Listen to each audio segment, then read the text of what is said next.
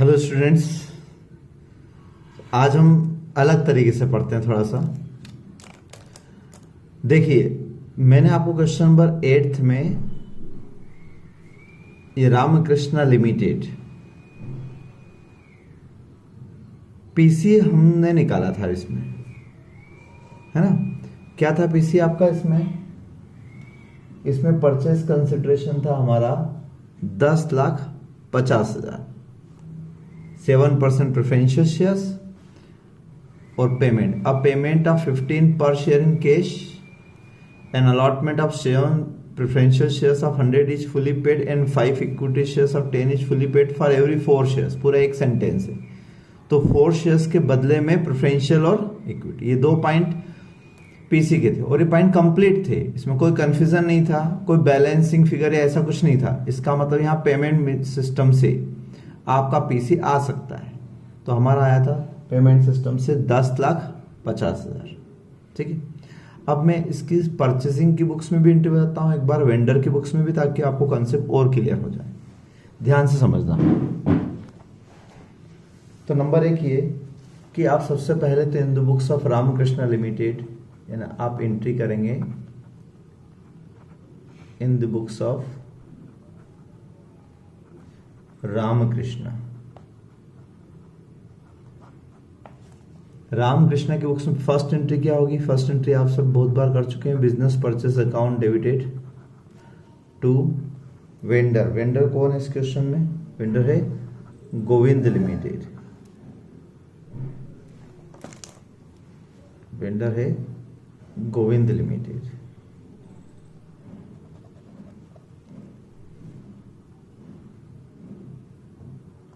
$10,50,000। ठीक है। हम चाहें तो सेकंड एंट्री पेमेंट की कर लें, कोई फर्क नहीं पड़ता। गोविंद लिमिटेड डेबिट हो जाए 10,50,000 से। ठीक है।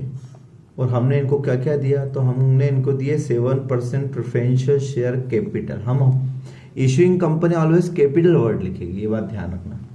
तो हमने इनको प्रेफरेंशियल शेयर्स दिए कितने? 5 लाख रुपए के of 100 each. Equity share capital and securities premium. Equity shares दिए हमने इनको 2,50,000 रुपए के। ठीक है। Of ₹10 each. प्रीमियम इस क्वेश्चन में नहीं था, तो प्रीमियम की जगह हम कर लेते हैं बैंक अकाउंट। पेमेंट था कैश पेमेंट, 15 पर शेयर के हिसाब से 3 लाख रुपए का कैश पेमेंट था। ठीक है। ये being PC discharge. Third entry हम कर लेते हैं अब बिजनेस से रिलेटेड एंट्री। तो क्या क्या असेट्स टेकन ओवर की थी? क्या लिखा था क्वेश्चन में? Ramakrishna limited absorb Govind limited on the date of our balance sheet, the terms being taking over liability. तो इसका मतलब ये मत समझने लगा सर इसमें तो ऐसा लिखा हुआ टेकिंग ओवर लायबिलिटीज, असेट्स तो लिखा ही नहीं सर इसमें। तो थोड़ा कॉमन सेंस लगाना, और कॉमन सेंस ये लगाना कि भाई कोई भी व्यक्ति किसी की सिर्फ लायबिलिटी क्यों खरीदेगा?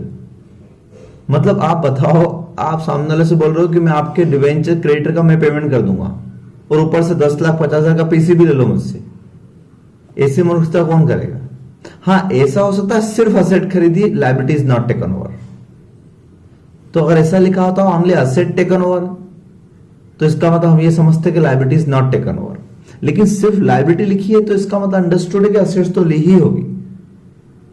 And payment of cost of absorption not exceeding 8,000, यानी एक्सपेंडिचर जो होंगे वो 8,000 से ज्यादा नहीं देगा रामकृष्ण।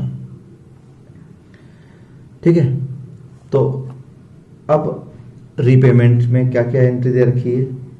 तो थर्ड नंबर पॉइंट में लिखा, सेकंड पॉइंट में लिखा repayment of bid debentures at a premium of 5% in cash. Third में लिखा discharge a debenture so and so. तो असेट्स के बारे में इसमें कुछ भी नहीं लिखा है कि कौन सा रिवैल्यूएशन हुआ। जब असेट्स में किसी का रिवैल्यूएशन नहीं दिया हो तो आप किस पे लोगे? बुक वैल्यू पर। बुक वैल्यू लेना स्टार्ट करते हैं। Number 1 land and building. Land and building कितनी रहेगी? 15,60,000। Number 2 plant and machinery. Plant and machinery कितनी रहेगी? 14। पेटेंट कितने रहेंगे? पेटेंट रहेंगे आपके 3,50,000। स्टॉक कितना रहेगा आपका? 2 लाख। डेटर्स कितने रहेंगे? 4 लाख। इन्वेस्टमेंट कितना रहेगा? इन्वेस्टमेंट रहेगा आपका 1 लाख। कैश कितना रहेगा? कैश एंड बैंक, तो 30,000 कैश एंड बैंक है। अब 30,000 के कैश एंड बैंक में डिविडेंड वाला पॉइंट तो कोई था नहीं इसमें, ठीक है ना। और एक्सपेंडिचर का जहां तक सवाल है, एक्सपेंडिचर हुए 10 हैं और वो लोग देंगे आपको 8,000, तो हमें कितना करना रहेंगे? 2,000। तो हम कैश कम लेते हैं, 30,000 में से 2,000 कैश कम कर देते हैं एक्सपेंडिचर का, है ना। अब मेन पॉइंट सुनो आप। मेन पॉइंट क्या है? डिबेंचर्स के बारे में, तो ये जरा ध्यान से समझते जाए। पहले बैलेंस शीट पर आए आप। बैलेंस शीट में उल्टा चलते हैं। 2 डिबेंचर दिए ए और बी। क्या लिखा है इनके बारे में? सेकंड पॉइंट में लिखा repayment of B debentures at a premium of 5% in cash. तो बी डिबेंचर्स 10 लाख के हैं, 5% प्रीमियम, यानी 10,50,000 रुपये ले लो आप। पेमेंट अभी नहीं करना, डिस्चार्ज कैश में बाद में करेंगे, ठीक है। फिर क्या ले लिया जाए? ए डिबेंचर। ए डिबेंचर के बारे में क्या लिख रहे हैं ये लोग? ए डिबेंचर्स के बारे में क्या लिख रहे हैं? Discharge of a debenture at a premium of 10%। तो डिस्चार्ज के बारे में लिखा है कि डिस्चार्ज 10% प्रीमियम को करेंगे by issue of 6% debentures in Ramakrishna at par. 2 बात हो गई ना। तो डिस्चार्ज ए डिबेंचर्स, यानी ए डिबेंचर्स ये जो हैं आपके पास कितने के हैं? ये 4 लाख के। इनको डिस्चार्ज करना एट ए प्रीमियम ऑफ 10%, तो 4,40,000। कैसे करना है? तो बाय इश्यू ऑफ 6% डिबेंचर्स, नए डिबेंचर इश्यू करेंगे, तो वो बाद में एंट्री करेंगे। फिर क्रेडिटर्स। क्रेडिटर्स पूरे लेना है या फिर वो इंटर कंपनी ट्रांजेक्शन हटाना है? तो मैंने कहा था अभी पूरे लोगे आप। क्रेडिटर्स में कुछ क्रेडिटर्स इंक्लूड है तो भी पूरे लेंगे। प्रोविडेंट फंड या स्टाफ प्रोविडेंट फंड जो होता है लायबिलिटी होता है 150। एम्प्लॉइज प्रॉफिट शेयरिंग फंड ये भी लायबिलिटी होता है। वर्कमैन एक्सीडेंट कंपनसेशन फंड ये लायबिलिटी नहीं होता है, लेकिन लिखा है उसमें कि 9,000 लायबिलिटी इसलिए ले रहे हैं। सिंकिंग फंड लायबिलिटी नहीं होता है, ठीक है। उसके बाद प्रोविजन बनाना है, बेड डेट्स प्रोविजन। कितना बेड डेट्स प्रोविजन बनाने के लिए कहा था क्वेश्चन में आपको? 8th नंबर पॉइंट में प्रोविजन फॉर डाउटफुल डेट्स वो लिखा था director of Ramakrishna decide to create provision 5% on debtors against doubtful debts. तो डेटर्स कितने के हैं इनके? देखो आप डेटर्स ऊपर कितने के दिए हैं? 4 लाख रुपए के। 4 लाख के डेटर्स पर 5% से 4 लाख पे 5% से 20,000 रुपए। सर इसमें इंटर कंपनी माइनस क्यों नहीं किया? भाई इस बार क्वेश्चन उल्टा, डेटर्स में इंक्लूड नहीं है, क्रेडिटर्स में इंक्लूड है, यानी इनकी लायबिलिटी में इंक्लूड है और उसकी यानी सामने वाले की डेटर में इंक्लूड है। तो उल्टा कर रहा है ना, इसलिए तो क्रेडिटर्स में इंक्लूड है और हम क्रेडिटर ले रहे हैं, तो क्रेडिटर पे प्रोविजन थोड़ा ना बना रहे हैं। चलिए हो गया सब कुछ कंप्लीट है लगभग। देख ली स्टॉक वाला पॉइंट मैंने कहा था अभी यहाँ पे काम नहीं आएगा। स्टॉक वाला पॉइंट सारे एसेट्स ले ली, सारे लायबिलिटीज ले ली। 2 बिजनेस परचेस लिख देते हैं। बिजनेस परचेस कितना? 10,50,000। अब आप इनका डिफरेंस निकाल लेंगे तो गुडविल आ जाएगी, ठीक है। गुडविल या कैपिटल रिजर्व जो भी आए देख लेना। अब आगे पेमेंट की एंट्री में पहले ही कर चुका हूं। अब डिबेंचर्स की बात करते हैं। तो इन्होंने क्या कहा था इस बार क्वेश्चन में कि बी डिबेंचर्स जो हैं, बी डिबेंचर्स तो कैसे डिस्चार्ज हुए? इनके बदले में इन्होंने लिखा था बी डिबेंचर्स रीपेमेंट। क्या वर्ड लिखा था? Repayment of B debentures at a premium of 5% in cash. तो इनको तो नगद देके और आपने हटा दिया, ठीक है। ये इस तरीके से।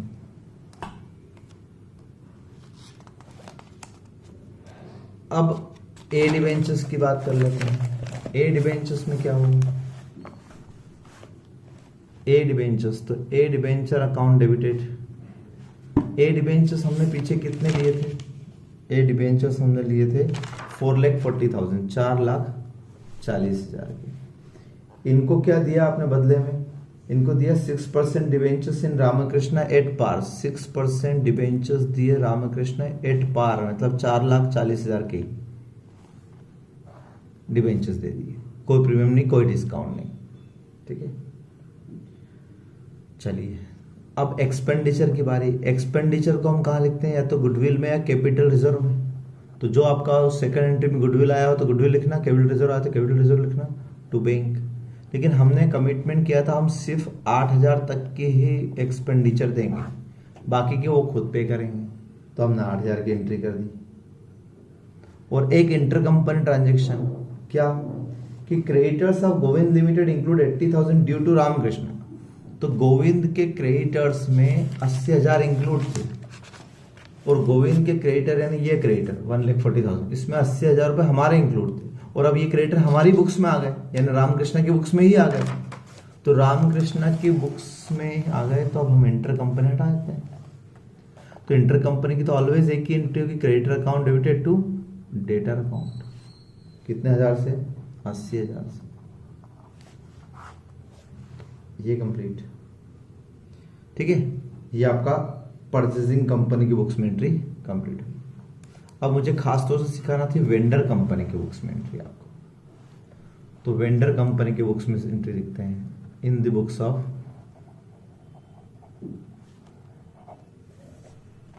ऑफ गोविंद लिमिटेड की बुक्स में एंट्री। नंबर 1 डिविडेंड की हो तो डिविडेंड की एंट्री कर दिया करो। फिलहाल डिविडेंड की कोई एंट्री नहीं है। अब क्या एंट्री करें? तो पहली एंट्री क्या होगी? Realisation account debited to all assets. All assets इस पे ऑलवेज किस पे? बुक वैल्यू पर लिखना है, इंक्लूडिंग गुडविल। गुडविल को भी हमेशा राइट ऑफ कर देना है, क्योंकि जो कंपनी ही बंद हो गई तो उसकी गुडविल क्या करेगी?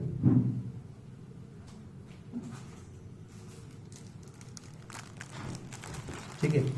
तो हम यहां पर लिख देते हैं सारे एसेट्स 1 बाय 1 आप यहां पर लिख दोगे, मैं इकट्ठी लिख देता हूं इसमें। यानी हमने क्या किया था? हमने टोटल मिला के सारी रियल एसेट्स थी सभी ली थी, कैश में सिर्फ 2,000 कम किए थे बस। तो पूरे 44,40,000 में से 44,38,000 सारे एसेट आ जाएगी आपकी टोटल एसेट। कैश सिर्फ आप कितना लिखोगे? कैश एंड बैंक जो आप लिखोगे वो 28,000 लिखोगे। रियलाइजेशन में जो ट्रांसफर करते हैं कितना cash and bank balance transfer करते हैं? जितना हमने वेंडर कंपनी को परचेजिंग कंपनी को ट्रांसफर किया। और गुडविल ऑलवेज लिखना है। बाकी सारे एसेट कौन कौन से लिखना है? सब टेकन ओवर वाली सब बुक वैल्यू पर लिखना है। एक एंट्री ये हो गई आपकी 44,38,000। सेकेंड एंट्री लायबिलिटी कर लेते हैं। लायबिलिटी अकाउंट क्लोज करते जाए। A debentures close, B debentures close, ठीक है। ए डिबेंचर्स कितने के? 4 लाख रुपए के।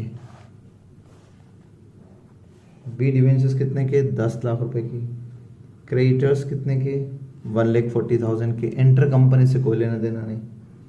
स्टाफ प्रोविडेंट फंड ये कितने का? ये 1.5 लाख रुपए का। एम्प्लॉयज प्रॉफिट शेयरिंग फंड ये कितने का? 1 लाख रुपए का। वर्कमैन एक्सीडेंट कंपनसेशन फंड ये सिर्फ 9,000 से बंद करेंगे अभी। यहाँ क्यों करेंगे 9,000 से बंद? क्योंकि लायबिलिटी तो 9,000 ही है, और अभी हम जो एंट्री कर रहे हैं वो assets and liabilities taken over वाली एंट्री कर रहे हैं टू रियलाइजेशन। ये हमने डाल दी कहाँ? रियलाइजेशन अकाउंट में, ठीक है। कितना होगा टोटल मिलाकर? ये होगा आपके 14 लाख प्लस 1,40,000, 1.5, 1 लाख और प्लस 0.09 यानी 17,99,000। तीसरी एंट्री क्या करते हैं हम? एक्सपेंसेस की। वो कहाँ लिखते हैं? Realisation account debited to cash या बैंक। रियलाइजेशन एक्सपेंसेस नहीं है, realisation account debited to bank. कितना हजार हमने किए? 2,000 रुपए हमने किए, बाकी तो वहां से आ गए थे, ठीक है। क्लियर बात यहां तक? तो 3 एंट्री तो ये हो गई आपकी। अब हम करते हैं 3 एंट्री पीसी से रिलेटेड। पीसी से रिलेटेड एंट्री क्या क्या होगी? नंबर 1 पीसी ड्यू करते हैं, तो पीसी ड्यू करने की एंट्री क्या होगी? रामकृष्णा लिमिटेड अकाउंट डेबिटेड, ये purchasing company account debited to realisation. Realisation में 10,50,000 का पीसी था आपका, वो आपने रियलाइजेशन में लिख दिया। फिर पीसी रिसीव कर लो। पीसी के बदले में क्या आया, एक तो चेक आया आपको, कितने लाख रुपए का चेक आया, 3 लाख रुपए का चेक आया। प्रेफरेंशियल शेयर्स आए क्या, प्रेफरेंशियल शेयर्स आए 7% preferential shares in Ramakrishna limited. Preferential share capital word मत लिखना, preferential shares in Ramakrishna limited, मतलब कि इन्वेस्टमेंट हो गया एक तरीके से हमारा। कितने में आए, 5 लाख के। इक्विटी शेयर इन रामकृष्ण, वो कितने के, वो 2.5 लाख रुपए के। इस तरीके से रामकृष्ण लिमिटेड का जो अकाउंट हमारा खुला था वो 10,50,000 से खुला, यहां पर क्लोज हो गया। ठीक है, आगे चलते हैं। अब ये पीसी किसके लिए आया था, तो ये इक्विटी वाला तो इक्विटी होल्डर्स के लिए आया था, तो इसको तो शेयर होल्डर अकाउंट में डाल दो। ये शेयर होल्डर अकाउंट मतलब इक्विटी शेयर होल्डर अकाउंट है ये, 2,50,000 इनको दे दिया हमने, तो equity shares in Ramakrishna limited ये इनको दे दिए। प्रेफरेंशियल शेयर्स किसके लिए आए थे, क्या ये भी इक्विटी के लिए ही आए थे, यस ये भी इक्विटी के लिए ही आए थे, तो इसी के साथ कर देना थी मुझे एंट्री। चलो अलग से कर देता हूं मैं, तो share holder account debited, share holder account debited to 7% preferential shares in Ramakrishna, ये भी हमने शेयर होल्डर के अकाउंट में डाल दिए 5 लाख। कैश बचा लिया हमने, है ना, ये कैश बचा लिया, अभी बाद में देंगे। तो ये दोनों चीजें किसके लिए आई थी आपकी, ये दोनों चीजें आई थी शेयर होल्डर्स के लिए, इसलिए मैंने इसको शेयर होल्डर में लिखा। अगर ये प्रेफरेंशियल के लिए आता तो मैं यहाँ लिख देता preferential share capital account debited, जो बुक्स में लिखी होती वो, और बदले में 5 लाख दे देता। जो डिफरेंस होता वो कहाँ लिख देता, रियलाइजेशन अकाउंट, ये ध्यान रखा करो। तो पीसी ड्यू किया, रिसीव किया और पेमेंट कर दिया। अब थर्ड स्टेप में क्या बताई थी मैंने, जो assets and liabilities not taken over है उसकी आप एंट्री कर दो। तो ऐसी एक भी असेट्स और लायबिलिटी नहीं है जो नॉट टेकन ओवर हो। तो अब आते हैं क्लोजिंग एंट्री पर। क्लोजिंग एंट्री में क्या, क्लोजिंग एंट्री में आपका है इक्विटी शेयर कैपिटल अकाउंट खुला हुआ रह गया है 20 लाख से, रिजर्व फंड अकाउंट खुला हुआ रह गया 5 लाख से, सिंकिंग फंड अकाउंट खुला हुआ है 1 लाख से, workman accident compensation fund account वैसे 50,000 का था, 50 में से 9,000 रुपए 9,000 रुपये हम यहां पर इस एंट्री में लिख चुके हैं। देखो तो यहां डेबिट हो चुका है, तो 9,000 यहां डेबिट हो गया। तो अब यहां कितना डेबिट करना है, यहां हमें डेबिट करना है 41,000। हो गया क्लोज करना है, हमारा टारगेट क्लोज करना है। फिर बाकी सारे अकाउंट क्लोज हो चुके हैं ऑलरेडी, इधर कोई फिक्टिशियस आइटम तो नहीं है, तो इसको हम ले जाते हैं शेयर होल्डर्स अकाउंट में। ठीक है, ये हो गया कितना 26,41,000। और आगे चलते हैं। अब आप ध्यान से देखो तो बैलेंस शीट की सारी आइटम्स क्लोज हो चुकी है सभी। उसके बाद क्या बंद करना है, उसके बाद हमको करना है एक तो रियलाइजेशन अकाउंट क्लोज करना है और एक आखिरी एंट्री में शेयर होल्डर और कैश, बस 2 एंट्री बची है। तो मैं रियलाइजेशन अकाउंट का बैलेंसिंग फिगर निकाल लेता हूं। कैसे करेंगे रियलाइजेशन अकाउंट का बैलेंसिंग, जितनी भी अभी तक रियलाइजेशन की एंट्री आई वो सारी की सारी मैं टी फॉर्मेट में यहां लिख लेता हूं। रियलाइजेशन एक बार आपने डेबिट किया था इस एंट्री में, ठीक है ना, 44,38,000 अगली एंट्री में 17.99 क्रेडिट किया था, 2,000 रुपये डेबिट किया, फिर 10,50,000 क्रेडिट किया, बस इतनी बार डेबिट क्रेडिट हुआ है। तो 44,38,000 प्लस 2,000 माइनस 17.99 माइनस 10.5 24,91,000, बहुत बड़ा फिगर आ रहा है। क्रेडिट साइड में कम है तो शेयर होल्डर अकाउंट में लिख देते हैं टू रियलाइजेशन अकाउंट। कितने रुपए 24,91,000 और अब लास्ट में शेयर होल्डर अकाउंट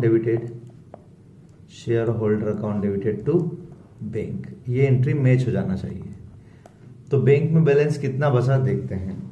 आपके पास बैंक में था 30,000, कितना 30 में से आप देखो टिक लगाते जाते हैं। 30,000 रुपये में से हमने क्या किया था, 30,000 में से सबसे पहले तो 28,000 यहाँ ट्रांसफर कर दिया हमने, 2,000 के एक्सपेंसेस कर दिए यहाँ पे, ठीक हो गया, कैश खत्म ओपनिंग का। उसके बाद कैश और आया क्या कहीं पर, तो उसके बाद कैश हमारे पास यहाँ आया 3 लाख रुपए, और कहीं देना पड़ा क्या, देखो आप नहीं देना पड़ा, तो 3 लाख रुपए, तो डेफिनेटली शेयर होल्डर अकाउंट में 3 लाख रुपए आएगा। चलो मैं टेली करके बताता हूँ 3 लाख आ रहा है कि नहीं आ रहा है। शेयर होल्डर अकाउंट में अभी तक कितनी बार एंट्री आई, शेयर होल्डर अकाउंट में आप देखो, एक तो ये 2.5 लाख रुपए की एंट्री डेबिट, एक 5 लाख रुपए ये डेबिट, ये क्रेडिट 26,40,000, ये 24,91,000 डेबिट है ना, इतनी बार एंट्री आई। तो टोटल मिला के ये 3-4 एंट्री हो गई, कितनी हो गई जरा देख लो, नेट करके देखो आप, तो 2491 प्लस 7,50,000, यानी ये हो गई आपकी 32,41,000, और ये 26 है।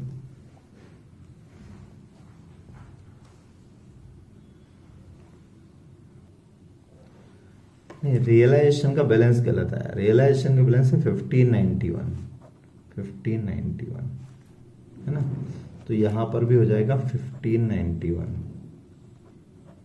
तो ये हो जाएगा 23.41 बराबर, देखो 26 और 23 यानी 3 का डिफरेंस आ रहा, तो 3 का ये अब बराबर टेली,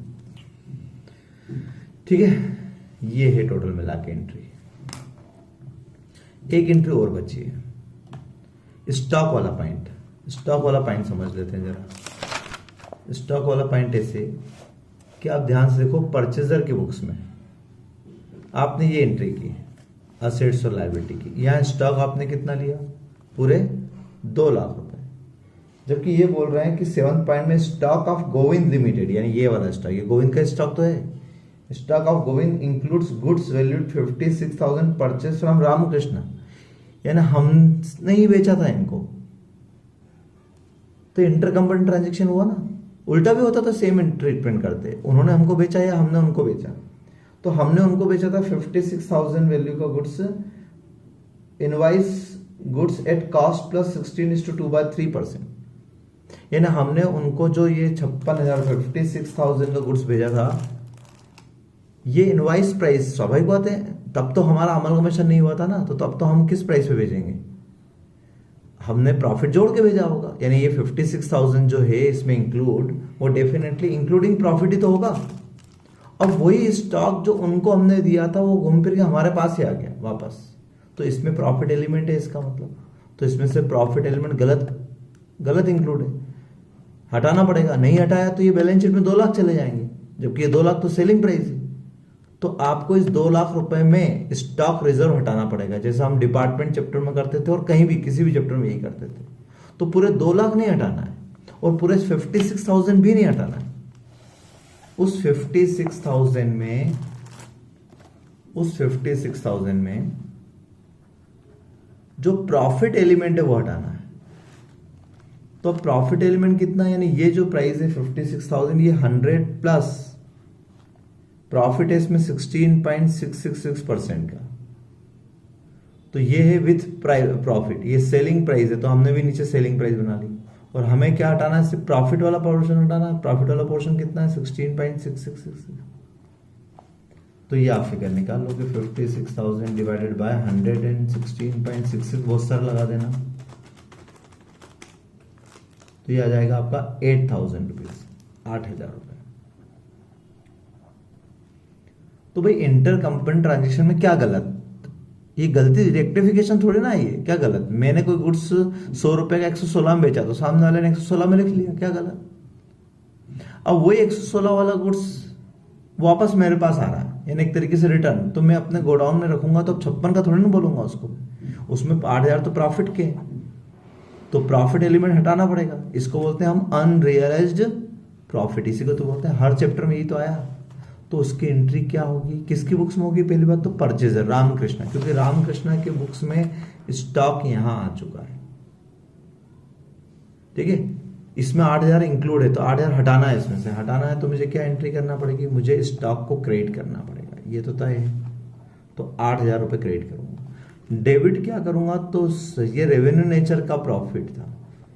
जब मैंने बेचा था उनको गुड्स, जब मैंने उनको बेचा था गुड्स, तब मैंने क्या किया होगा, अपने प्रॉफिट एंड लॉस अकाउंट में सेल लिख ली होगी 56 की, और सेल लिख ली, इसका मतलब इस पर 8,000 रुपये का जीपी रिकॉग्नाइज कर लिया होगा। अब मुझे इसको रिवर्स करना है, तो ये 8,000 में क्रेडिट कर रहा हूं वापस, मतलब रिवर्स कर देना है इसको। तो ये जीपी इधर आया होगा ग्रॉस प्रॉफिट 8 का, और इसमें से मुझे वापस से अपना प्रॉफिट रिवर्स करना, अनरियलाइज प्रॉफिट 8,000 का, तो डेबिट कर दिया। और वैसे भी आपको पता होगा स्टॉक रिजर्व जो क्लोजिंग में बनाते हैं वो हमेशा डेबिट ही तो होता है। तो कहीं कोई चेंज नहीं किया मैंने, वहां मैंने 2 लाख के 2 लाख लिखे, कहीं कोई चेंज नहीं, 56,000 के 56,000 इंक्लूड थे, रहने दिए। इसको इंटर कंपनी ट्रांजेक्शन मानते हुए लास्ट में करना। अच्छा, कुछ जगह आपको यहां पर गुडविल लिखी हुई मिलेगी स्टॉक की जगह। ऐसा कुछ लोग क्यों करते हैं, उसका रीजन बताता हूं। मान लो यहीं पर मैंने 8,000 कम कर दिए होते, यहीं पर मैंने 8,000 हटा दिए होते, तो इफेक्ट किस पे आता, इफेक्ट सीधे गुडविल पर आता ना। इसलिए कुछ लोगों का मानना है कि यहीं पर 8,000 कम कर दो, सीधे गुडविल में इफेक्ट दे दो, और यहां नहीं किया तो वहां गुडविल पे इफेक्ट दो, जबकि गलत है। कुछ राइटर्स का मानना यह है, और मेरा भी मानना यह है, कि ये रेवेन्यू नेचर का आइटम है, इसका गुडविल पर इंपैक्ट नहीं आना चाहिए। ये इंटर कंपनी ट्रांजेक्शन है, इस पे प्रॉफिट रिवर्सल होना चाहिए, क्योंकि स्टॉक पे आपने रेवेन्यू नेचर का प्रॉफिट अर्न किया होगा, पीएनएल में क्रेडिट किया होगा, तो प्रॉफिट रिवर्स होना चाहिए। ठीक है, यहां लिख देंगे अगर हम 8,000 कम, तो गलत, क्योंकि रियली वो उसकी वैल्यू तो 56,000 ही थी ना। उसके बुक्स में, गोविंद के बुक्स में 56 लिखे थे, क्या गलत लिखे थे 56, बताओ। हमने उसकी नजर में तो 56 का ही गुड्स था ना वो तो हम अमलगमेशन करके हमारी बुक्स में वापस ला रहे हैं, इसलिए हटा रहे हैं। अगर नहीं हटाते तो, अगर मान लो हमारा अमलगमेशन नहीं होता, तो उसकी बुक्स में अलग रहता, हमारी बुक्स में अलग होता, उसकी बुक्स में 56,000 होता, वो सही होता। ये रीजन है। ठीक, चलिए कंप्लीट। अब आप मुझे 7th नंबर क्वेश्चन की वेंडर की एंट्रीज बता देना, तो यहां तक का अपना पार्ट कंप्लीट हो जाएगा। फिर अब हम अगला क्वेश्चन करेंगे। अगला क्वेश्चन 9th नंबर है। 9th नंबर में आप सिर्फ मुझे पीसी निकाल के बता दो, मैं मान जाऊंगा आप लोग को, क्योंकि सबसे बेस्ट उसमें पीसी ही है। और एक 10th क्वेश्चन, इन 2 क्वेश्चन का पहले पीसी निकालो, फिर आगे बढ़ेंगे हम। ठीक है, थैंक यू सो मच।